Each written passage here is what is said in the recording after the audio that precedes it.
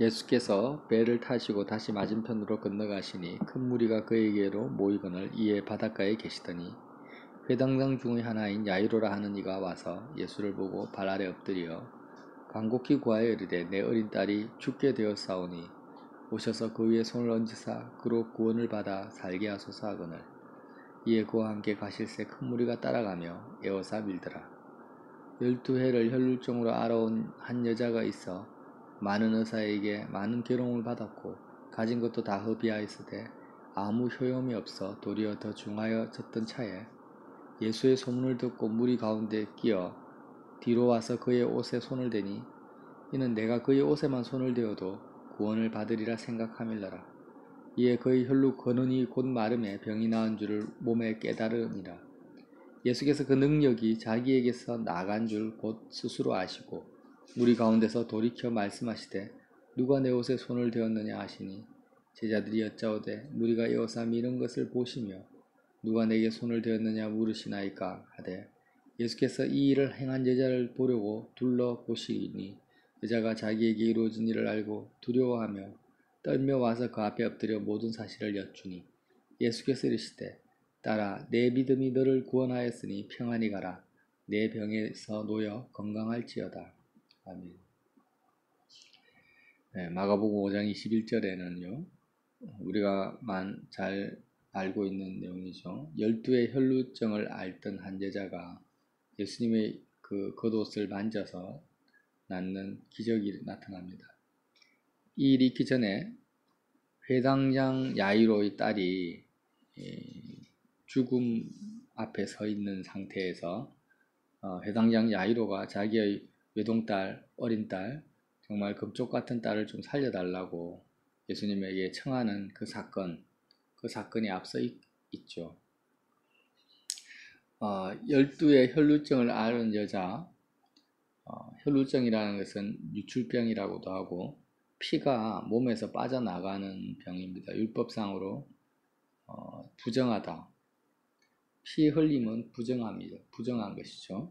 그래서 예수님께서 자신의 온몸의 피를 다 쏟으시면서 우리의 죄가를 사해 주셨는데 실제로는 십자가형 자체가 몸에 있는 피를 다 빼는 거 아닙니까? 그러니까 가장 저주와 심판과 더러움 속으로 들어가는 것입니다.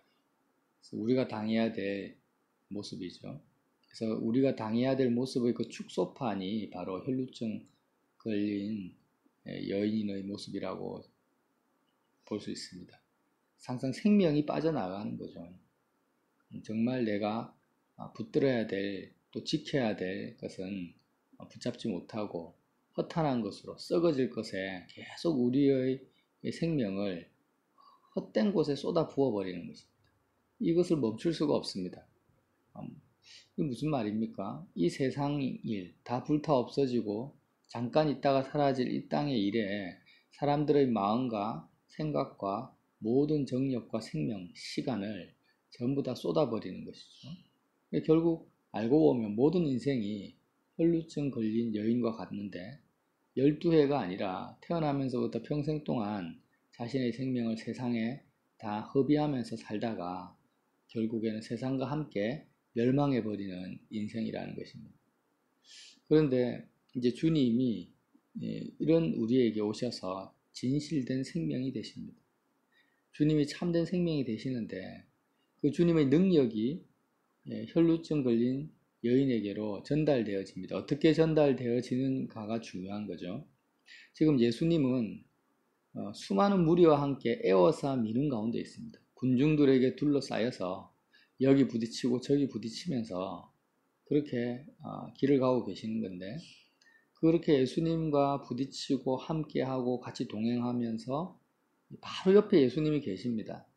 예수님이 바로 옆에 계시고 예수님의 옷과 내 옷이 마찰이 되고 손과 내 손이 마찰이 되는 상태지만 오직 12의 혈루증 걸린 여인에게만 예수님의 능력이 나갔다는 사실이 중요한 거죠. 이게 뭘 의미하냐면 우리도 마찬가지입니다. 우리도 예수님과 멀리 떨어져 있는 것이 아니라 어제도 그렇고 오늘도 그렇고 주님과 항상 부딪히면서 살 정도로 가까이 주님이 나와 계시고 주님이 심지어는 내 안에 계시고 그렇게 하면서 주님이 나의 일거수일투족을 다 보고 계시고 내가 처한 모든 상황에 주님이 함께 계십니다. 그런데 문제는 뭐냐면 그 그리스도의 능력이 나에게로 전달되어지지 않는다라는 거죠. 주님이 나와 부딪히면서 바로 옆에 계신다 할지라도 주님의 능력이 조금도 나에게 전달되어지지 않을 수 있다는 거죠. 반대로 내가 주님의 옷깃만 스쳐도 주님의 그 능력과 은혜와 사랑이 나를 온전히 치유하시고 새롭게 하실 수도 있다는 거죠. 이 두 가지 차이가 어디에서 벌어집니까? 오늘 말씀을 보면 혈루증 걸린 여인의 믿음에서 나타난다는 것을 알 수 있습니다. 혈루증 걸린 여인은 많은 의사에게 많은 괴로움을 받았습니다. 수많은 의사에게 갔지만 오히려 물질만 흡입하고 아무 효험이 없고 오히려 더 병은 중화해졌습니다. 그러니까 이제 여인의 마음에서는 이 세상 어떤 사람, 어떤 의사, 어떤 약도 나에게는 소용이 없고 의미가 없고 더 이상 그것은 나를 고칠 수 없다라는 것을 철저하게 12년 동안 깨닫고 있었던 여인이죠. 그런데 이제 예수님의 소문을 들었습니다. 한마디로 복음을 들은 거죠. 예수님의 굿뉴스를 들은 겁니다. 예수님을 소문을 듣고 이제 어떤 믿음을 가지고 예수님의 옷에 손을 댑니까? 28절에 이는 내가 그의 옷에만 손을 대어도 구원을 받으리라 생각합니다. 혈루증 걸린 여인은 예수님의 옷깃을 만지는데 내가 그의 옷에만 손을 대어도 나는 구원을 받을 수 있다라고 믿고 손을 대었다는 거죠. 이게 중요하다는 거죠. 우리는 의식적으로 생각으로 예수님이 나와 함께 계시다라는 것을 내가 머리로 알고 있고 인지하고 있습니다. 여기에 수많은 무리들, 군중들도 예수님이 저기 계시는구나. 눈으로 봅니다. 그렇지만 예수님의 가치를 모르는 거죠. 예수님이 어떤 분인가에 대한 예수님의 가치를 믿지를 않습니다. 뭘 믿습니까? 예수님을 통해서 단지 내 병을 낫게 하리라. 내가 더 건강해지리라. 예수님을 통해서 내가 이전보다 더 나은 삶을 살 것이라는 것을 믿는 거지 예수님 자체의 가치를 믿지 않는다라는 거죠. 이 혈루증 걸린 여인은 물론 다른 병자들도 마찬가지겠지만 예수님 자체의 생명력을 믿은 거죠. 자신은 끊임없이 생명을 세상에 쏟아버릴 수밖에 없는 허비할 수밖에 없는 죄인이고 부정하고 더러운 여인인데 나는 근데 예수님은 생명 자체다. 그리스도의 생명은 그 자체가 가치가 있지 않습니까? 예수 그리스도 안에는 생명이 풍성하고 저분은 거룩한 분이고 저분은 조금도 부정하지 않고 저분 자체가 가치 있다라는 거죠. 그래서 내가 이 부정한 내가, 이 더러운 내가 끊임없이 생명을 쏟아버리는 내가 저 주님의 옷깃만 내가 만져도 나는 구원을 얻을 수 있고 내 삶은 생명으로 가득 찬다. 그리스도가 생명이니까. 예수님이 생명이시니까. 이 믿음을 가지고 옷깃을 만졌다라는 거예요. 그러니까 이게 우리의 삶 속에서 어떻게 적용될 수 있습니까? 내가 마음이 공고하고 외롭고 힘들고 또 평강이 없고 세상으로부터 눌리거나 아니면 사람들이 부러울 때가 있어요. 나도 좀 잘 살아봤으면 나도 좀 더 떵떵거리면서 살았으면 좋겠다. 나도 더 많은 것을 가졌으면 좋겠다. 이런 내 마음의 소원이나 공허함이나 이 모든 것들이 어디서 나옵니까? 내 안에 생명이 약화되었다라는 거죠. 내 속에 생명이라는 것은 풍성함을 말합니다. 내 안에 풍성함이 빠져나가 버린 거예요. 빠져나가니까 내가 더 좋은 것, 뭔가 외부에서 그것을 갖고 오고 싶은 거죠. 내 마음을 채우고 싶은 것입니다.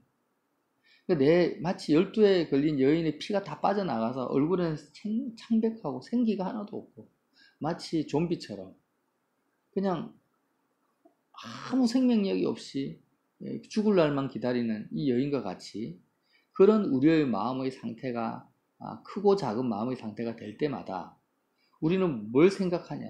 사람들은 무엇을 생각합니까? 가치 있는 것을 생각하죠. 나에게 생명을 줄 수 있다고 생각하는 돈이 있어야 되겠다. 돈이 없으니까 내가 이렇게 힘이 없구나. 생명이 없구나. 풍성함이 없구나. 돈이 있어야 되겠다. 자녀가 잘 돼야 되겠다. 내가 더 성공해야 되겠다. 더 건강해야 되겠다. 사람들로부터 친구가 있어야 되고 위로를 받아야 되겠다. 근데 그게 아니라는 거죠. 그게 다 소용이 없다. 그것을 깨달은 여자가 혈루증 걸린 여인.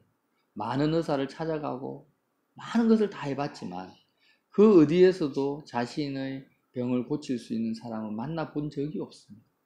오직 예수님만이 나에게 생명을 주시는 분이시다. 오직 예수님만이 나를 풍성케 하시고 예수님 자체만이 가장 생명력 있는 그 본질이다 라는 것을 믿는 그 믿음으로 예수님께 기도해라.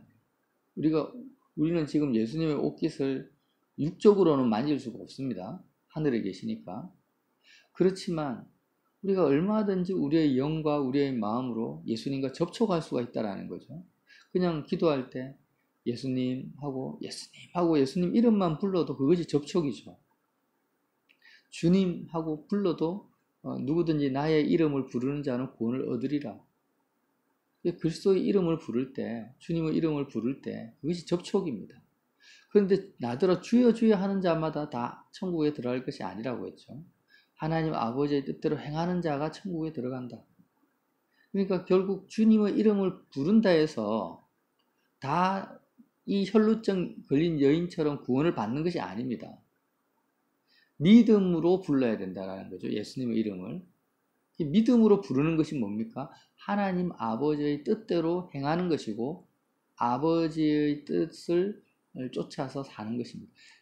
결국에는 예수님의 이름을 부르는데 어떤 믿음을 가지고 주님의 이름을 오늘 부르느냐를 주님이 보고 계시고 그런 사람을 찾는다라는 거예요. 그래서 지금 해당장 야이로의 딸 사건이 겹치지 않습니까? 근데 이렇게 혈루증 걸린 여인하고 대화하는 도중에 사람이 옵니다. 와서 야이로에게 아이고 이제 예수님 그만 괴롭히세요. 당신 딸은 이미 죽었습니다. 이런 절망적인 소식을 듣죠. 예수님은 알고 계셨습니다. 내가 여기서 지체하면 딸이 죽을 거를. 하지만 일부러 딸이 죽기까지 기다리시는 거나 마찬가지죠. 왜 이렇게 예수님이 연출을 하셨는가? 지금 해당장 야이로에게 있어서의 생명은 자기 딸이 아니라는 거예요. 해당장 야이로에게 믿음을 주시길 원하는데 이 혈루증 걸린 여인이 가진 이 믿음을 야이로에게도 그대로 주님이 주시길 원했다라는 거죠. 그래서 딸이 죽기까지 기다리신 겁니다. 정말 야이로에게 기쁨을 주고 만족을 주고 야이로 인생을 풍성케 할 대상은 금쪽 같은 딸이 아닙니다. 예수님이 생명이시라는 거죠. 그래서 딸이 죽었지만 딸을 살리시는 예수님의 모습을 보게 하시면서 정말 이제부터는 딸에게 소망과 생명을 두는 것이 아니라 딸에게 소망을 주고 딸을 통해서 기쁨을 얻고자 하는 것이 뭡니까? 야이로의 생명을 딸에게 쏟아붓는 겁니다. 결국에는 그 딸이 죽어버린다. 이 세상에 죽지 않을 것이 무엇이죠? 다 영원한 것이 없습니다. 그러니까 영원하지 않는 곳에 내 마음과 내 생각을 쏟고 시간을 투자하는 것이 전부 유출병이라고 보면 되죠. 그래서 결국 딸을 살리시는 그 주님을 보면서 야이로가 이제부터는 내가 나의 생명으로 주님을 붙들어야 되겠다. 나를 믿는 자는 죽어도 살겠고 살아서 나를 믿는 자는 영원히 죽지 아니하리라. 이게 농담이 아니거든요. 살아서 예수님을 믿으면 영원히 죽지 않습니다. 육신은 죽을지 몰라도 그의 생명은 그리스도와 함께 그 순간부터 영원히 사는 것입니다. 근데 문제는 뭡니까? 예수님과 함께 영원히 죽지 않고 영원히 산다는 이 말씀은요. 지금부터 내 마음의 생명이 그리스도가 되어야 된다. 실제적으로. 이 세상의 물질이나 돈이나 내 자녀나 내 건강이나 이런 것이 나의 생명이 되지 않고 오직 예수님이 실제적으로 나의 생명이 된 상태에서 이게 뭡니까? 나를 믿는다라는 거죠. 혈루증 걸린 여인이 예수님을 믿듯이 그렇게 예수님을 믿는 자는 영원히 산다라는 거예요. 죽지 않는다라는 것입니다. 그렇죠? 지금 내 건강이, 내 육신이 나의 생명이라고 믿는 사람은 육신이 죽을 때 그는 죽습니다. 같이. 근데 내 육신이 내 생명이 아니에요. 내 육체가 내 생명이 아니에요. 지금 이 땅에서의 나의 삶이 내 생명이 아닙니다. 이 땅에서의 가족들이나 내 자녀나 내 인생이 내 생명이 아니에요. 나의 이 세상과 나는 십자가에서 이미 죽어버렸어요. 예수님이 아닌 세상을 나의 생명으로 붙잡고 사는 나는 이미 죽었습니다. 그리고 나는 주님과 함께 다시 살아났는데 그 상태가 어떤 상태냐? 예수님만이 나의 생명이 된 상태로 내가 살아났다. 이게 부활이거든요. 이 부활이 뭡니까? 이렇게 부활한 사람은 영원히 죽지 않는다라는 거죠. 그렇죠? 이제 더 이상 내가 육신이 병들어가지고 죽게 되는 순간에 내가 앞에 섰어요. 그러나 그는 죽는 게 아닙니다. 이미 육신의 생명은 자기 생명이 아니니까 죽는 게 아니죠. 그리고 예수님은 죽지 않잖아요. 오히려 더 생명 되신 예수님께로 내가 더 가까이 가고 그 주님과 더 실제적으로 만나는 순간이 죽음이라는 거예요. 그러니까 그 사람은 죽음의 순간이, 육신이 죽는 그 죽음의 순간이 더 풍성한 생명을 체험하는 그 통로가 되어지고 그 시간이 되어지니까 영원히 죽지 않는다. 이게 이론이 아니고 이건 진리입니다. 이건 실제입니다. 주님이 그러한 생명을 주시기 위해서 내가 온 것은 양으로 생명을 얻게 하고 더 풍성하게 하기 위해서 내가 왔다. 이렇게 말씀하시는 거죠. 주님의 생명을 우리에게 주셨습니다. 그러나 우리는 그 주님의 생명의 가치를 믿지 않습니다. 그리고 주님의 이름을 혈루병 걸린 여인과 같이 부르지 않는다라는 매 순간. 그러니까 세상이 주는 절망과 고통과 낙심과 공허함 속에 끊임없이 방황할 수밖에 없죠. 예수님을 나의 생명으로 붙잡지 않으니까. 교회를 다녀도 기도를 해도 나더러 주여 주여 한다 할지라도 정말 주님을 나의 생명으로 붙잡지 않으니까 그렇게 되는 거죠. 그래서 모세가 말씀의 지팡이를 손에 붙잡고 놓지 않은 것처럼 우리는 십자가를 우리 손으로 꽉 붙잡고 놓지 않고 예수님을 나의 생명으로 붙잡고 놓지 않는 그 믿음으로 오늘 하루를 사시기를 예수님 이름으로 빌어드립니다.